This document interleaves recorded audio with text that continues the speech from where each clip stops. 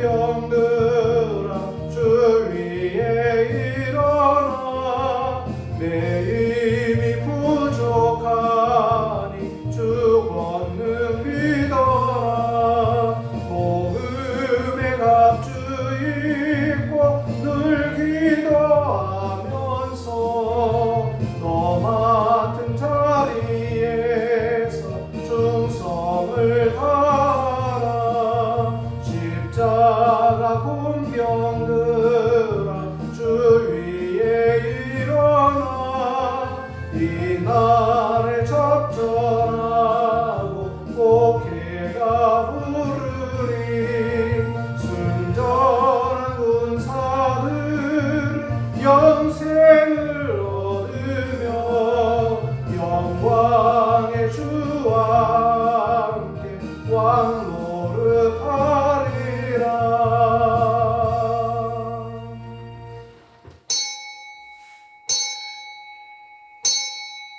이 시간 우리 합심해서 기도하는 시간을 갖겠습니다. 하나님 오늘 우리 예배를 받아달라고 하나님이 받으실 만한 거룩한 예배 되어달라고 우리 한 목소리로 합심해서 참회의 기도 주께 드립니다.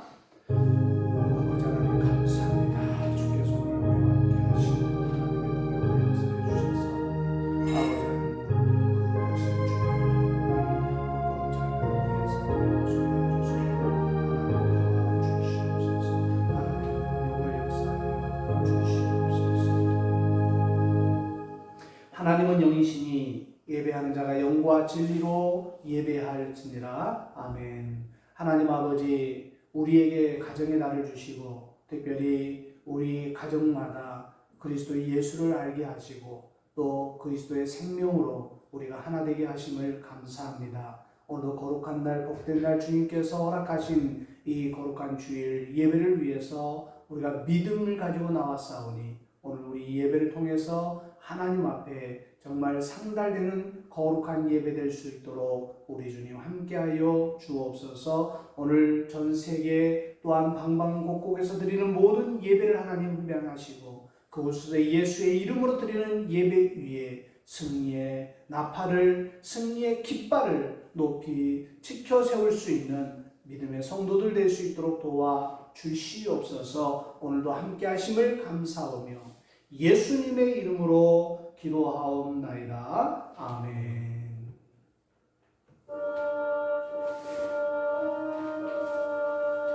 이 천지가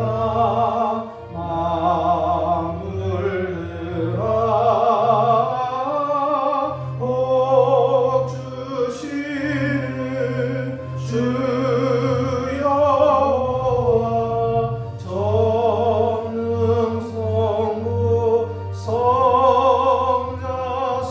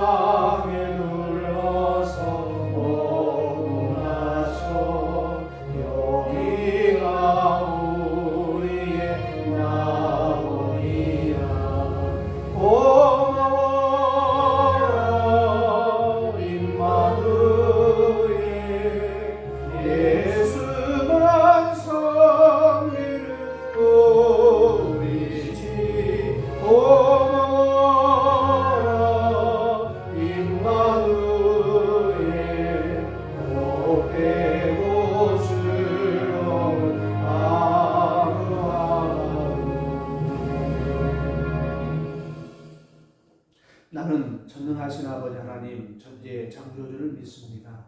나는 그의 유일하신 아들 우리 주 예수 그리스도를 믿습니다.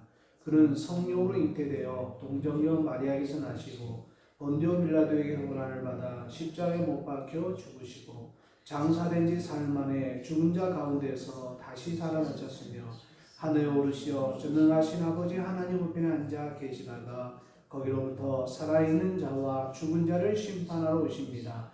나는 성령을 믿으며 거룩한 공교회와 성도의 교제와 죄를 용서받는 것과 몸의 부활과 영생을 믿습니다. 아멘.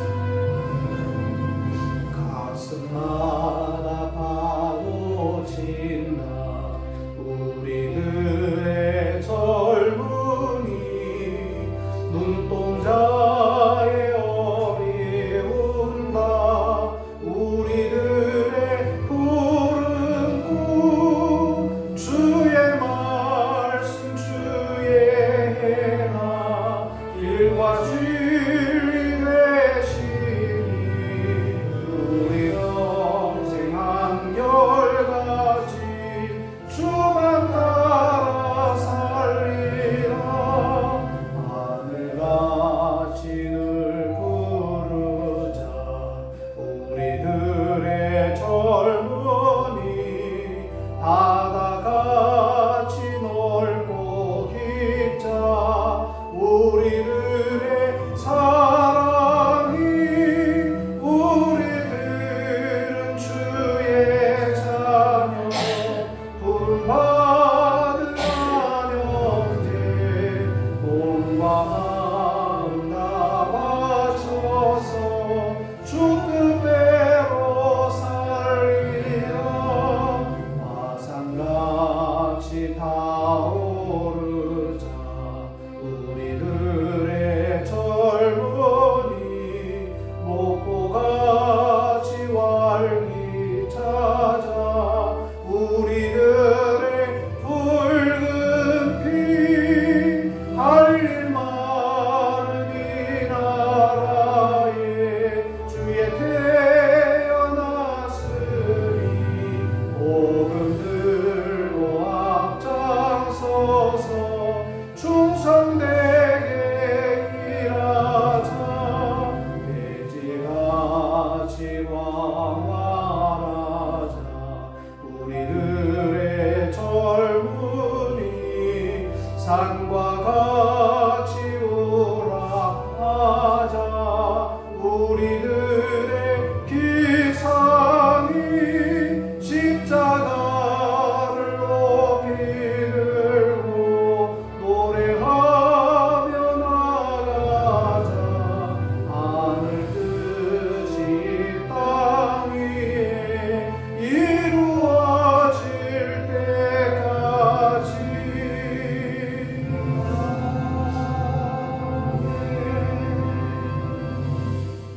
하나님 아버지 감사합니다.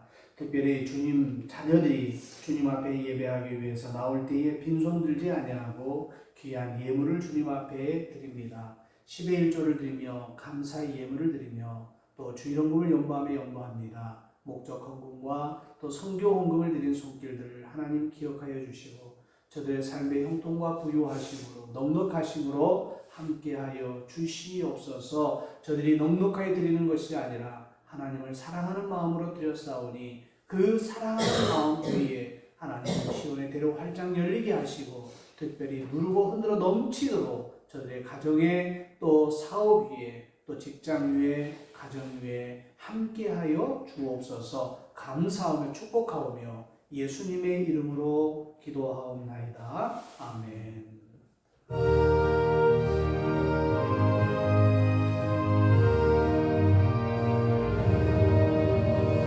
예수 사랑하심은 성경에서 배웠네. 우리들은 약하나 예수 권세만 보다 날 사랑하신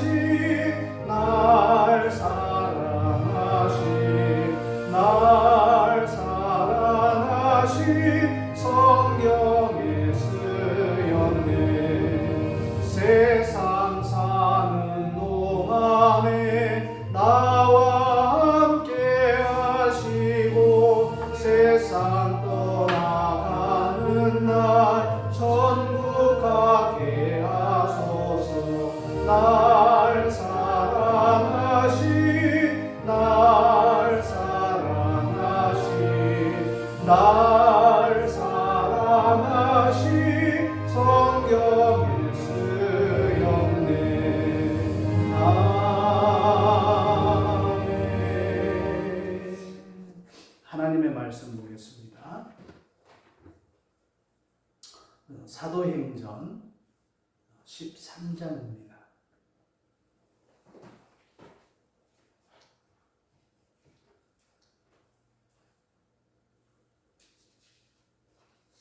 사도행전 13장 우리 1절 한 절 말씀 보겠습니다.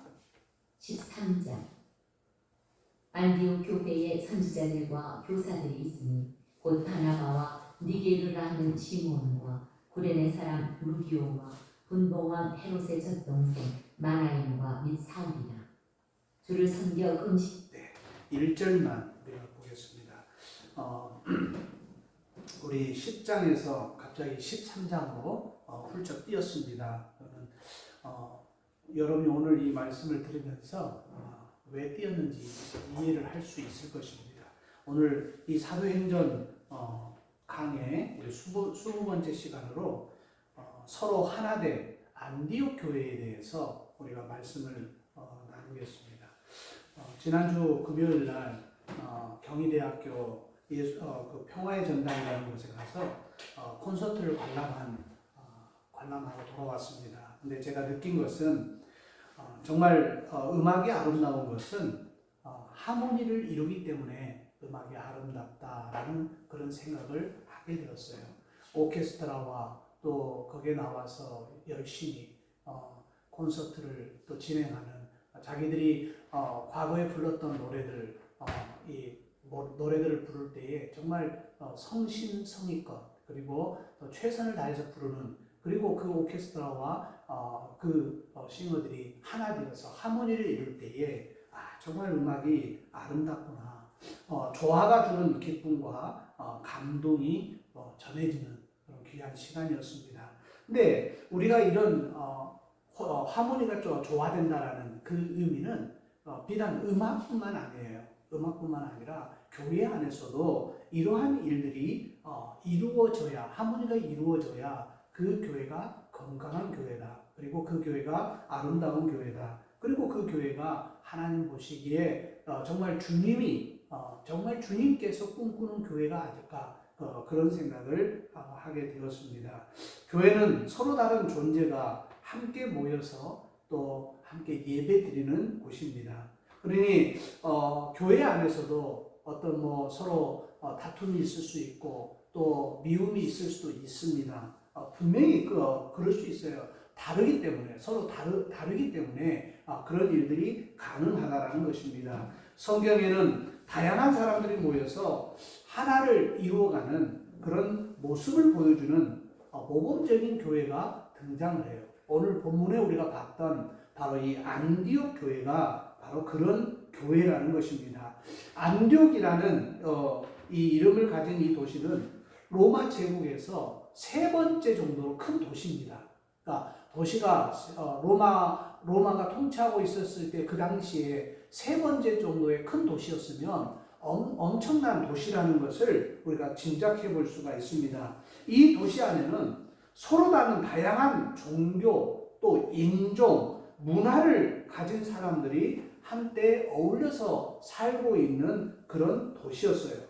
오늘날 우리나라로 말하면 어떤 공업단지가 발달되어 있는 도시에 외국에서 일을 하기 위해서 건너온 많은 사람들이 그 도시에서 살고 있습니다. 그래서 거기도 인종, 남녀 상관없이 정말 많은 사람들이 모여서 살고 있는데 세계 다양한 인종들이 함께 모여서 사는 그런 도시를 여러분이 연상하면서 이 안디옥 교회를 여러분이 생각하면 될 것 같아요. 이 안디옥 교회가 다양성이 공존하는 도시에 세워진 그런 안디옥 교회, 그냥 다양한 출신의 성도들이 함께 모여서 신앙생활을 지금 하고 있는 것입니다. 자칫 잘못하면 서로 다름 때문에 분열할 수 있는 교회였으나 오히려 이 안디옥 교회는 오늘 본문에 보니까 서로의 다름을 끌어안고 성숙한 교회로 성장하고 있는 것을 볼 수가 있는 것입니다. 성경에 나오는 안디옥 교회의 모습을 우리가 한번 볼게요. 자, 13장 1절에 안디옥 교회에 선지자들과 교사들이 있으니 곧 바나바와 니게르라 하는 시몬과 구레네 사람 루기오와 분봉왕 헤롯의 젖동생 마나엘과 및 사울이라 이렇게 기록하고 있어요. 여기에 지금 1절에 나오는 이름들이 안디옥 교회를 이끌어가는 리더들의 명단이다 이렇게 이야기해 볼 수 있어요. 여기에 나오는 이 바나바 오늘날로 따질 것 같으면 담임 목사격이 되지 않을까. 담임 목사. 그런데 특이한 목회의 구성을 갖고 있어요. 담임 목사가 이 교회를 완전히 혼자만의 교회로 이끌어가는 것이 아니라 여기는 협력 목회를 하고 있었음을 볼 수가 있어요. 그러니까 바나바가 안디옥교회를 책임졌다라고 표현하지 아니하고 바나바, 시므온, 루기오, 마나엘, 사울 이렇게 5명이 이 안디옥 교회의 선지자로 교사로 이렇게 지금 사역을 했다라고 본문은 기록하고 있는 것입니다. 평상 이 사울이라고 하는 이름은 제가 바울이라고 계속해서 여러분에게 지칭을 하겠습니다. 지금 여기에 명단에 기록된 이름의 순서는요, 아마 안디옥 교회에서 영향력이 제일 높은 사람부터 순차적으로 이름을 기록하지 않았을까라는 그런 생각을 해봅니다. 추론을 해봅니다. 일찍부터 교회의 지도자로 인정받았던 이 바나바가 가장 서두에 나왔고, 얼마 전까지 교회 예수를 믿는 사람들을 박해하고 그 사람들을 잡아 죽이는 데 앞장섰던 이 바울이라는 사람이 제일 나중에 이름이 기록되어 있는 것을 봤을 때에 이 안디옥 교회에 바나바부터 시작해서 이 5명이 순차적으로 가장 영향력이 센 사람 이름부터 이렇게 나오지 않았을까, 그렇게 우리가 생각해 볼 수가 있는 거예요.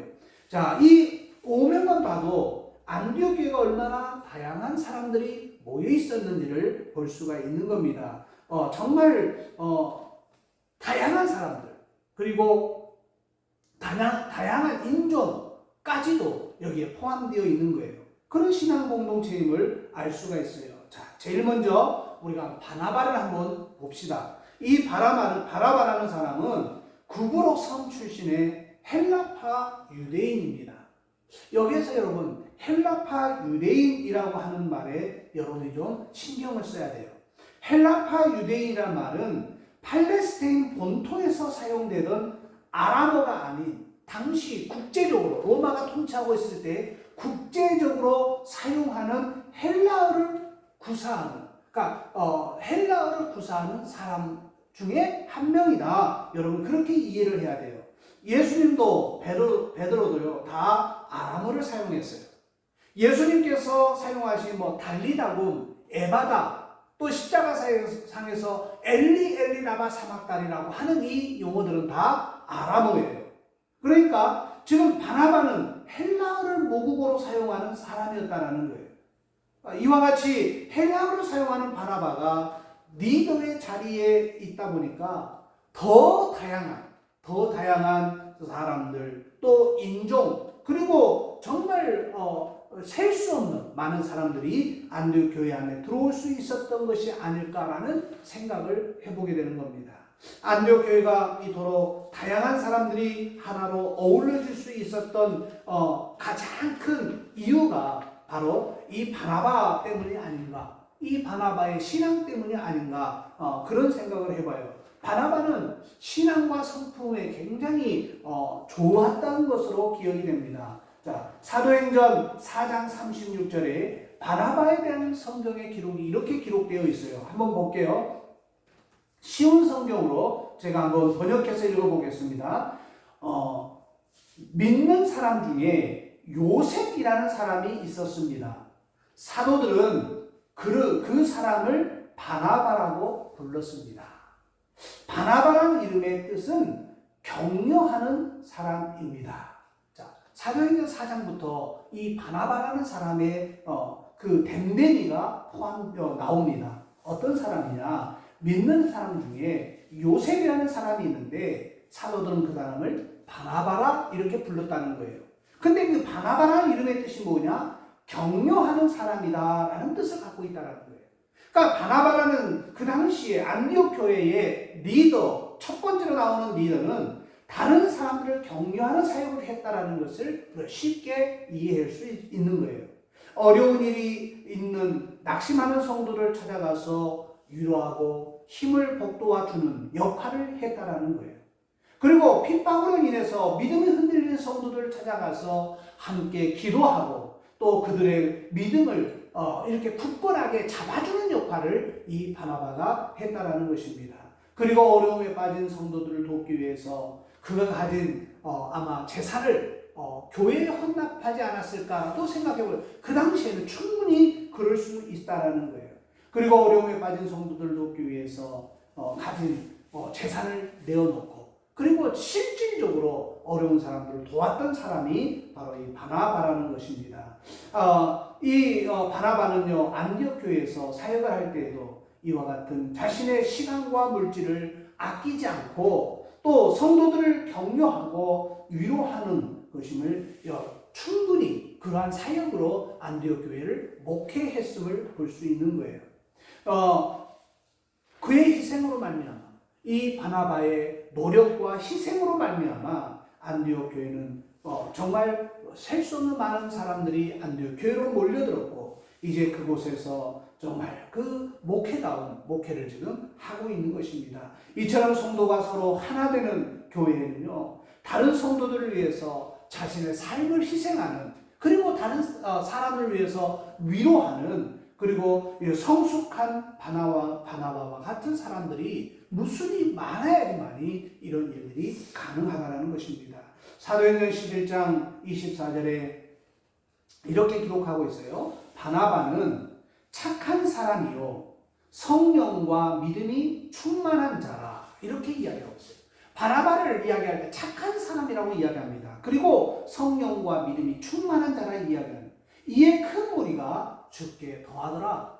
그러니까 교회의 리더가 바나바가 위로하는 사람이요 착한 사람이요 성령과 또 믿음이 충만한 자이기 때문에 그 바나바의 모습만 보고도 많은 사람들이 교회로 몰려들기 시작했다라는 거예요. 바나바는 착한 사람이었다라는 것입니다. 따라서 여기에 착하다는 표현은요, 높이 평가하다는 뜻이에요. 높이 평가하다. 그리고 또 다른 사람들이 바나바를 보면서 저 사람 참 괜찮은 사람이다. 저 사람 됨됨이가 참 좋다. 저 사람 참 훌륭한 사람이다. 이렇게 이구동성으로 바나바를 칭찬했던 것을 볼 수가 있는 거예요. 또 이렇게 성령이 충만한 바나바의 믿음은 그의 정말 언어, 그리고 표현, 표정, 사고, 생각하는 그 모든 것에서 드러나게 있었다라는 것입니다. 그래서 그것 때문에 많은 사람들이 안디옥 교회로 몰려들고 있다라는 거예요. 우리 꿈꾸는 교회도 이런 바나바와 같은 그런 성도들이 정말 넘쳐나서 위로하는 일에, 또 격려하는 그런 일에, 또 믿음의 성숙한 사람들은 하나님께 주시는 하늘의 위로를 받고 또 이렇게 살아가는 그러한 바나바와 같은 역할을 해줬을 때에 교회가 더 아름다울 수 있다라는 것입니다. 또 내가 위로할 사람은 없나? 또 내가 돌아볼 사람은 없나? 또 누구를 위해서 내가 기도하나? 이렇게 늘 내가 연구하고 노력하고 또 힘쓰는 그런 사람들이 모였을 때에 교회는 아름다워지는 것입니다. 또 두 번째 인물이 오늘 성경에 나와요. 니게르라 하는 시므온이라는 사람이 등장합니다. 시므온. 근데 여기에 지금 시므온의 이름을 가리킬 때 니게르라는 단어가 앞에 포함되어 있습니다. 이 니게르라는 표현은 라틴어예요. 라틴어로 검은색이라는 뜻입니다. 니게르라는 말은 검은색이라는 뜻을 갖고 있어요. 아프리카 출신을 칭하는 영어 단어에 네그로라는 표현이 있어요. 이 네그로가 여기에서 유래되었다라는 거예요. 그래서 이로 인해서 유추해 볼 건데, 이 니게르라 하는 시므온은 아마 흑인이었을 거란 그런 추측을 우리가 해봅니다. 왜? 검은색이라는 별명을 갖고 있는 사람이고, 바로 니게르 출신으로 이 이름이 시므온이기 때문에 그렇다라는 거예요. 여러분 생각해 보세요. 인종차별을 금지하는 오늘날에도 인종차별 때문에 얼마나 많은 사람들이 정말 어떻게 보면 그런 범죄에 매몰리고 있습니까? 흑인이라는 것 때문에, 황인종이라는 것 때문에 막 유럽에서 뛰는 축구 선수들이 황인종을 비하하고 또 흑인을 비하하는 일들이 비일비재하게 일어나고 있잖아요. 그러나 안디옥 교회는 달랐다라는 거예요.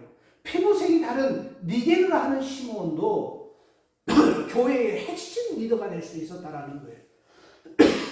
이 교회는 그런 지적인 외적인 요소를 두고 차별하지 않는 교회였고, 또 흑인이라 할지라도 피부색이 다른 사람이라 할지라도 바로 바나바 다음 순번에 들어가는 이 시몬, 바로 흑인이었던 사람도 안디옥 교회의 리더로서 공동 목회를 감당하고 있었다라는 것입니다. 또 세 번째 인물에 구레네 사람 루기오라는 이름이 등장합니다. 여기 구레네는 북아프리카의 리비아 지역에 있는 도시예요. 그러니까 즉 이 사람은 출신지가 전혀 다른 아프리카 사람이라는 것입니다. 아프리카 사람. 안디옥 교회는 출신지와 성장 배경이 전혀 달랐던 루기오와 같은 사람도 지금 리더십으로 섬기며 서로 조화를 이룰 수 있는 정도로 매우 합리적인, 그리고 우리들이 지금 바라봐도 정말 훌륭한 그런 교회의 모습을 하고 있다는 거예요. 사도행전 11장 20절에 이렇게 기록하고 있어요. 그 중에 구브로와 구레네 몇 사람이 안디옥에 이르러 헬라인에게도 말하여 예수를 전파하니, 예수를 전파했다라는 거예요. 주의 손이 그들과 함께 하시네 수다한 사람이 믿고 주께 돌아왔더라. 그러니까 여기에 지금 구브로와 구레네 몇 사람이 지금 이 안디옥에 와서 예수를 증거한 겁니다. 복음을 증거한 거예요. 그것 때문에, 그 복음 증거 때문에 많은 사람들이 지금 교회로 돌아왔다라고, 주께 돌아왔다라고 표현하고 있는 거예요. 성경학자들은 안디옥의 교회가 세워지기도 전에 이 헬라 사람들에게 예수의 복음을 담대히 전했던 사람이 구레네 사람들 중 한 사람, 바로 이 루기오가 아니었을까라고 추측을 하고 있습니다.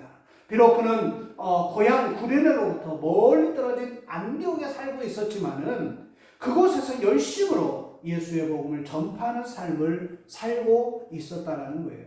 본문 사도행전 13장 1절에 돌아가면 지금 여기에 기록된 5사람을 뭐라고 표현하고 있습니까? 선지자들이요, 또 교사들이라고 표현하고 있어요. 누가 선지자인지 또 누가 교사인지는 구분을 하고 있지 않기 때문에 우리가 정확하게 모릅니다. 그러나 혹 5사람 모두가 선지자일 수 있고 5사람 모두가 교사일 수도 있다라는 거예요. 초대교회에서 가장 중요한 직분 3가지가 뭐냐? 바로 사도입니다. 사도. 그리고 선지자요. 그리고 교사입니다. 이 3가지 직책은 초대교회의 굉장히 중요한 직책이었어요. 근데 이 초대교회에서 가장 중요한 직분 3가지가 바로 이 사도요, 선지자요, 교사인데, 하나님께서는 성령이 충만한 사람 바나바뿐만 아니라 피부색이 다른 시므온, 또 저 멀리 북아프리카에서 온 루기오에게도 이 귀한 직분을 맡겨주셨다는 거예요. 이처럼 하나님께서 교회 안에 사람을 세우실 때 그 사람의 출신 성분, 그의 인종, 그의 피부색, 이런 것들을 외적인 모습으로 사람을 차별하지 않으셨다라는 거예요. 안디옥 교회는 주님의 뜻을 따라서 하나님께서 택하신 사람들을 교회 리더로 세우셨다라는 것입니다. 또 4번째 인물이 나와요. 분붕왕 헤롯의 젖동생 마나안이라는 이름이 나옵니다. 마나안. 이 사람에 대해서는 많은 사람들이 의견이 분분해요. 여기서 사용하는 젖동생이라는 말은 아무개와 함께 양육받은 사이라, 이렇게 이야기를 하는 거예요. 그러니까 어머니의 젖을 먹고 자랄 수가 없으니까 그 당시에 유모를 드립니다. 유모를. 그리고 그 유모로 인해서 젖을 먹게 하는 거예요. 그러면은 그 유모의 젖을 먹고 자란 그런 내용이라는 그런 내용이에요. 그러니까 그래요. 마나엔이라는 그 당시 갈릴리 지역과 베레아 지역을 다스린 분봉왕 헤롯과 어려서부터 함께 왕궁에서 자란 거예요. 왜냐하면은 무슨 말입니까? 분봉왕 헤롯의 젖동생 마나엔이라는 것은 헤롯을 젖을 매기 위해서 그가 자랐던 곳이 바로 왕궁이라는 거예요. 그래서 젖동생이라는 단어가 유모의 아들이라는 그런 의미도 있지만은 헤롯 왕과의 일원이다라는 그런 뜻도 있다라고 해석하는 성경학자들도 있다라는 거예요. 그래서 어떤 성경학자들은요, 마나엔이 왕족 혹은 귀족이 아니었을까라고 추측해보는 사람도 있어요. 하여튼 이 젖동생이라는 단어가 어떤 뜻을 가지고 있든지 이 마나엔이라는 본붕왕 헤롯과 어려서부터 친형제처럼 함께 왕궁에서 한 여인의 젖을 먹으면서 이제 자랐다라는 거예요. 그러면은 그 당시 사회상은 어떻게 됐느냐? 왕족과 함께 자란 사람들은 대개 저 왕자가 왕 위에 이제 오르면은 정치적으로 신뢰할 만한 어떤 위치에 오르면은 최측근이 됩니다. 왜요? 같이 어렸을 때부터 같이 공부하고 젖도 먹고 같이 뛰어놀았기 때문에 가장 친한 최측근이 되는 거예요. 그래서 이 일국의 왕국의 신하가 되는 것이 관례였어요. 그 당시에. 그러나 이 마나엔이라는 사람은 왕궁에서 왕의 신하가 되는 것이 아니라 지금 헤롯과 함께 나라를 다스리는 그런 높은 위치에 올라간 것이 아니라 교회에서 성도들을 섬기고 있었다라는 거예요. 자, 여러분 좀 이상하지 않습니까? 이와 같은 것은 같은 젖을 먹고 자란 본붕왕 헤롯은 세례요한을 죽이고 또 예수님을 재판한 악인으로 역사에 남아있는 이름으로 등장하고 있잖아요. 헤롯이라는 이름이. 근데 이 마나엔은 예수 그리스도를 위해서 살아간 위대한 성도로 그 이름이 기록되고 있다는 완전히 하늘과 땅 차이에 지금 삶을 살고 있다는 것입니다. 어쩌면 헤롯 왕가의 피가 흐를지도 모르는 이 마나엔이라는 이 사람, 세상의 부귀영화를 포기하고 그리고 높은 위치에서 헤롯 왕과 함께 나라를 다스릴 수 있는 위치에 있음에도 불구하고 그가 안디옥 교회에서 성도들을 섬기기를 그런 삶을 선택했다라는 거 정말 그 당시에 놀라운 사건이 아닐까 그렇게 생각을 해봅니다. 몇몇 성경학자들은요, 어쩌면 본붕왕 헤롯의 젖동생인 이 마나엔이 왕가에서 자랐다는 사실로 미루어보아서 그가 그 당시에 부유한 귀족이 아니었을까 추측합니다. 또 그 당시에 초대교회는요 굉장히 다 못 살았어요. 다 빈민 그런 수준이었습니다. 먹고 사는 것이 문제일 정도로 먹는 것에 이렇게 문제가 있었어요. 그런데 대부분 사람들이 교회에 나오는 대부분 사람도 다 가난한 사람들이었어요. 그런데 생각을 해보세요. 어쩌면 당시 언급한 이 사람은 왕족일 수도 있고 또 그와 비슷한 위치에 있는 귀족일 수도 있는 거예요. 그런데 이 니게르라는 시몬, 구레네 사람 누기오도 다 가난한 사람들이었는데도 안디옥 교회는 사람들은 그들의 사회적 신분에 구애받지 아니하고 왕족이었던 귀족이었던 정말 가난한 북아프리카의 사람이었던 그거를 염두에 두지 아니하고 모두가 안디옥 교회 안에서 정말 영향력을 끼치는 5명의 이름 안에 들어갈 수 있었다라는 것입니다. 안디옥 교회는 왕족 또는 귀족 마니엘보다도 피부색이 다른 니게르라 하는 시므온과 그리고 정말 동떨어져 있는 상상도 못한 먼 거리에 있었던 그 북아프리카의 출신 누기오가 교회 안에서 더욱 큰 역할을 감당하고 있었다라는 거예요. 이처럼 안디옥 교회는요, 사회적인 출신 성분으로 성도들이 차별받지 않았다라는 것은 우리가 분명히 알 수 있다라는 거예요. 세상적인 기준들을 뒤로한 그런 오직 서로 함께 교회를 섬겼음을 볼 수 있어요. 잘난 사람이나 못난 사람이나 부유한 사람이나 가난한 사람이나 많이 배운 사람이나 덜 배운 사람이 하나 되어서 함께 교회를 일구었다라는 것입니다. 야고보서 2장 1절로 4절에 이런 말씀이 있어요. 내 형제들아, 영광의 주 곧 우리 주 예수 그리스도를 믿는 믿음을 너희가 받았으니 사람을 외모로 취하지 말라. 이렇게 말씀하고 있어요. 만일 너희 회당에 금가락지를 끼고 아름다운 옷을 입은 사람이 들어오고 또 더러운 옷을 입은 사람이 가난한 사람이 들어왔을 때에 너희가 아름다운 옷을 입은 자를 돌아보아 가로되 여기에 머물라 여기 자리에 앉으소서 하고 또 가난한 자에게 이르되 너는 거기 섰든지 내 발등상 아래 있으라 앉으라 하면 너희끼리 서로 구별하여 악한 생각으로 판단하는 자가 되는 것이 아니냐. 그러면서 야고보서 2장 8절로 9절에 이렇게 이야기합니다. 너희가 만일 경에 기록한 대로 내 이웃 사랑하기를 내 몸과 같이 하라 하신 확고한 최고한 법을 지키면 잘하는 것이거니와 만일 너희가 반대로 이야기합니다. 외모로 사람을 취하면 죄를 짓는 것이니 율법이 너희를 범죄자로 청하리라. 그러니까 교회 안에서요, 외모로 취하지 말라는 거예요. 부자가 오든 가난한 사람이 오든 똑같이 대하라고 오늘 성경은 이야기합니다. 외모로 사람을 취하지 말라는 거예요. 분명 야고보서는 성도들이 사람을 그의 외모와 사회적 신분 때문에 차별 대우하는 것을 악한 행위로 규정하고 있다는 것입니다. 사람을 외모로 취하지 말라고 분명하게 우리에게 이야기하고 있어요.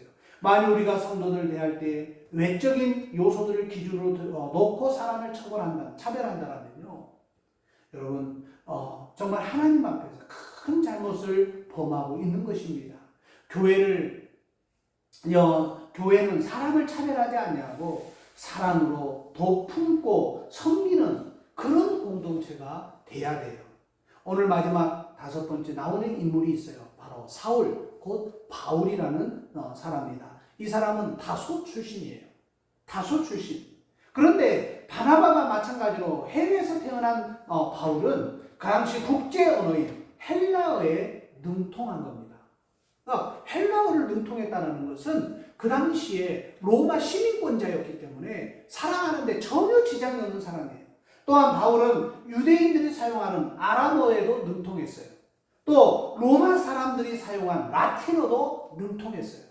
그리고 그가 율법을 배우면서 익힌 히브리어까지 총 4개 국어에 능통한 사람이었어요.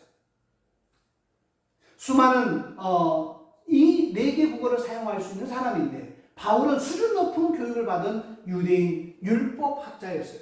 바울을 가리켜서 뭐라고 말하면서요? 유대교 최고의 학파인 가말리엘 학파 사람이라 이렇게 지칭합니다. 그러니까 바울은 유대교의 엘리트 교육을 받고 자란 사람이에요.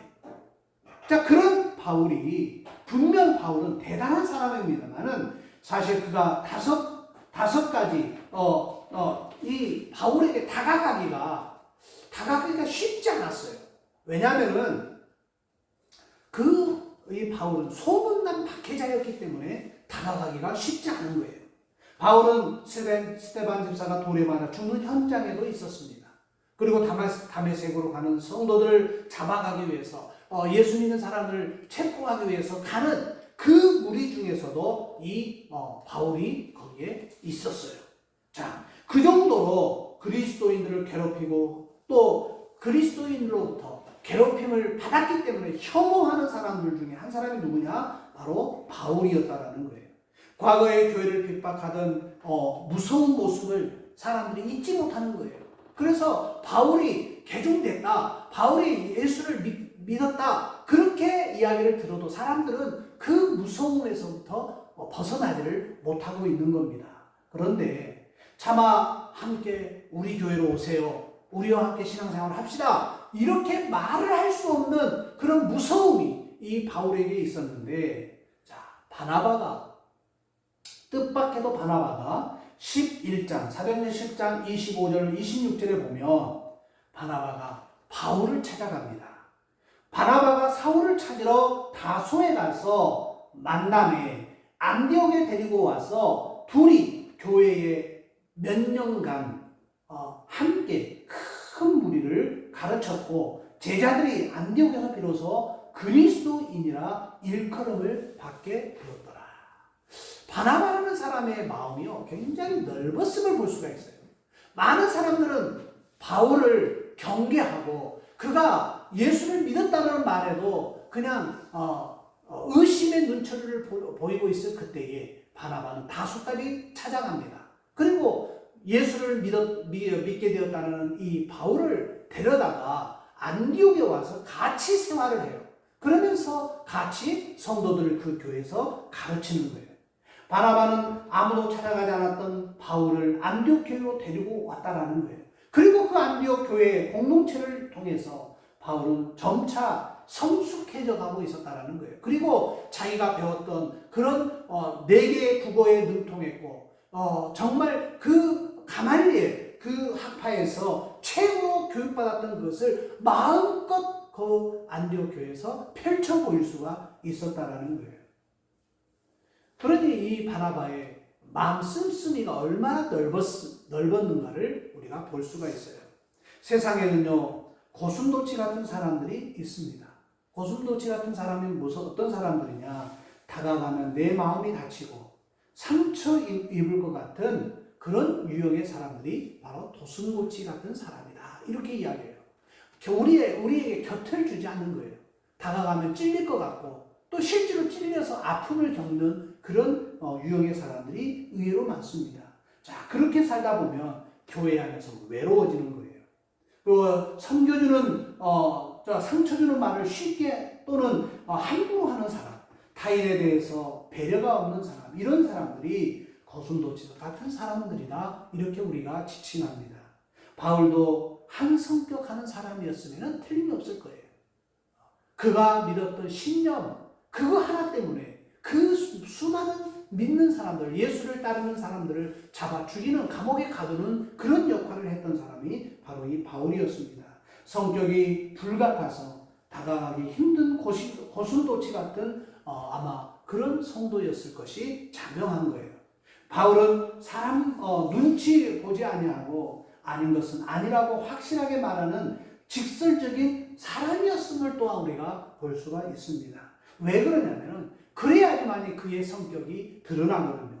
바울은 사람들에게 차가운 사람으로, 다가가기 어려운 사람으로 오해도 많이 받았을 거예요. 교회 안에서 여러 가지 다가가기 힘든 사람, 또 정말 대화 나누기 어려운 사람이 분명히 있어요.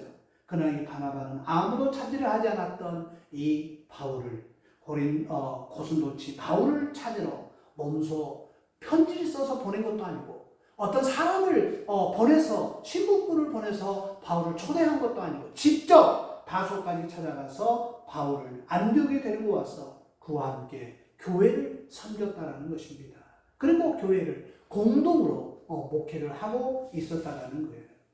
교회 공동체에 생활하면서 서서히 그의 바울의 모난 마음들이 아마 다듬어지지 않았을까. 그리고 고슴도치 같은 마음들이 서서히 이제 정말 맨들맨들한 그 바위돌, 조약돌 같은 마음으로 변하지 않았을까.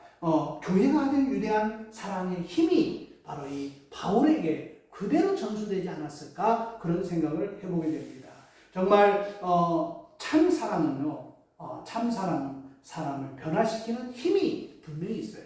그래서 다메섹에서 변했던 사울, 이 바울, 거기서 변한 것보다 더 크게 안디옥 교회에서 바나바와 함께 생활하면서 성도들을 가르치고 바나바를 바라보면서 그가 느꼈던 그런 감정들이 더 바울에게 더 큰 영향을 주지 않았을까라는 생각을 하게 된다는 것입니다. 그때 그들은 주님의 사랑 안에서 정말 성장하게 되었다는 거예요. 인내하는 것, 사랑을 나누고 또 주님의 성품을 간직하는 것도 이 안디옥 교회에서 바나바와 함께 배우지 않았을까, 그런 생각을 해봅니다. 사랑하는 여러분, 교회 안에 질서와 배려가 사라지면 서로 다투고 분명 분열되게 되어 있습니다. 하모니가 깨지면 어쩔 수 없이 분열되게 되어 있어요. 그러나 오늘 이 5명의 정말 선교사요 또 이 선지자요 교사였던 이 5명이 13장 1절에 안디옥 교회를 함께 공동으로 섬겼다라는 이 굉장히 중요한 사실에 있어서 교회가 차별을 두지 않냐고, 인종도 차별두지 않냐고, 피부색도 차별되지 않냐고, 같이 안디옥 교회에서 정말 많은 그리스도인들을 또 예수 믿는 사람들을 가르쳤을 때 비로소 안디옥 교회가 비로소 그리스도인이라는 말을 최초로 사용하는 교회가 되었다라는 사실을 꼭 기억하시고, 이러한 성김과 격려와 위로가 우리 교회에서도 또 저와 여러분을 통해서도 드러나시기를, 또 그러한 목회의 방향으로 나가시기를 주의 이름으로 부탁을 합니다. 우리 함께 찬양하십시다.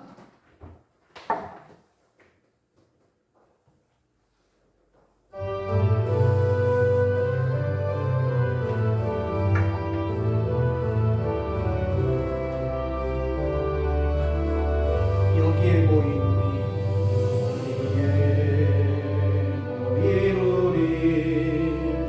주의 은총하는 자여, 주께서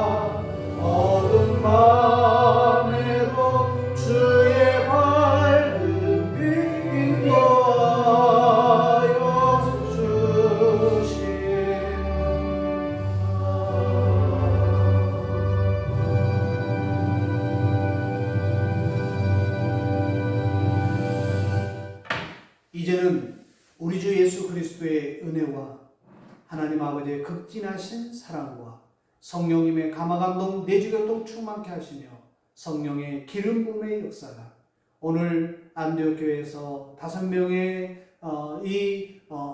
리더가 정말 거기에서 자기의 모든 것을 헌신하면서 목회를 공동으로 했듯이 정말 우리도 이제 위로자요 또 섬기는 자로 또 많은 사람을 위하여 희생하는 자로 우리가 이 교회를 섬기리라 고백하며 결단하는 사랑하는 성도들 머리머리 위에와 저들의 가정과 일터와 생업과 학업 위에와 주님이 사랑하시는 꿈꾸는 교회와 이 나라와 이 민족 위에 이제부터 영원토록 함께 있을지어다. 아멘.